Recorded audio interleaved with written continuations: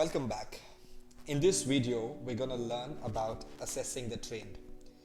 As we go throughout our life training disciples, who should we spend most of our time after we train them? Check it out.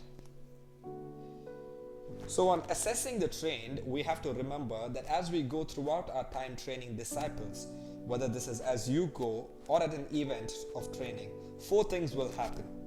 The first thing happens is that people in our training hear what we are saying, or they see what we are saying. After they hear or see what we are training, they have a response. Maybe it's positive response. They get really excited. They come up to you and say, hey, this has changed my life. I'm thinking in a whole different way. Or maybe they respond negatively and say, this is too simple. This is unbiblical. I don't like this. I don't agree with you. Regardless of how they respond, there's inevitably some type of life change. And we're looking for that life change and not the initial response who says something at the training, but we're looking if they actually bear fruit. And this is where I want you to pause and go over to another graphic real quick. I do not care if they think what I'm saying is bad or good.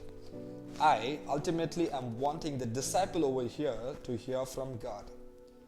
So if we have this little triangle here, a really good friend of mine named Mark showed me this.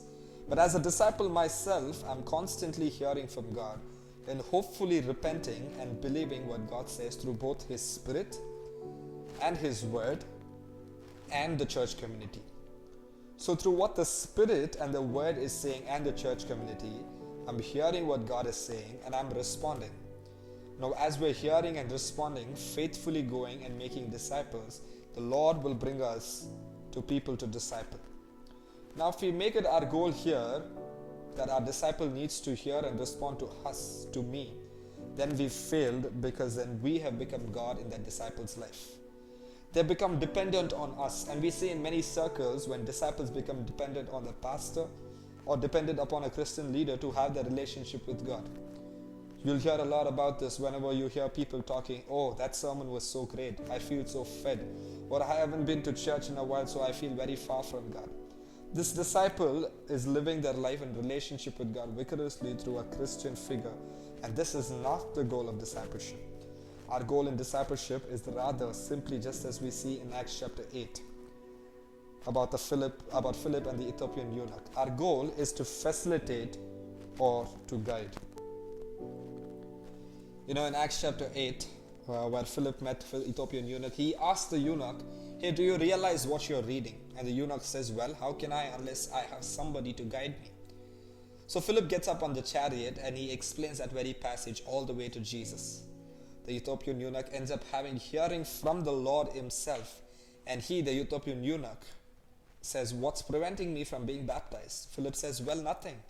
And in some translation it says, if you believe that Jesus is Lord, then you may. So he stops the chariot and then the Ethiopian eunuch is baptized. Philip was not God in the Ethiopian eunuch's life. Philip was simply facilitating the Ethiopian eunuch to hear from God, and he responded to what God was saying. And then it says Philip was taken away and the Ethiopian eunuch goes back to Ethiopia rejoicing. So this here is our goal in training. In order for somebody to bear fruit, they need not to only hear or respond to us. We are pointing them through the studies of Scripture, through hearing from the Spirit of God. We are pointing them to hear and respond to God so that there is a life change and there is a fruit bearing which is genuine. Now if there is fruit bearing, which according to Mark chapter 4 verse 20, hearing, accepting the word, bearing 30, 60 and 100-fold. So here is a filter. As they're hearing and responding to the word through the Spirit, are they obeying?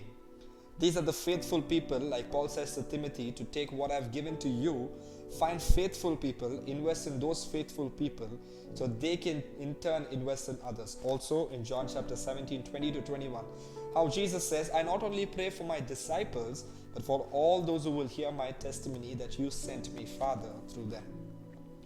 So we're looking generationally here.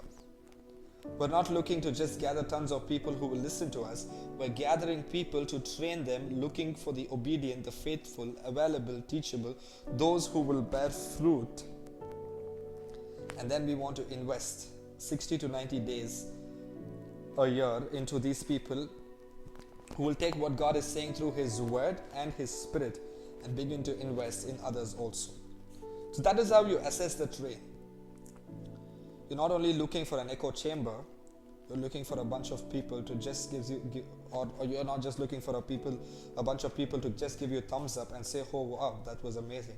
You're looking for those who will hear, they will accept the word, reproduce it through obedience 30, 60, 100 fold. Thanks for joining us on NPL Leadership Development. I hope you take what you've learned here. You find faithful people, invest what you're learning into them, that they may bear 30, 60, and 100 fold until there's no place left.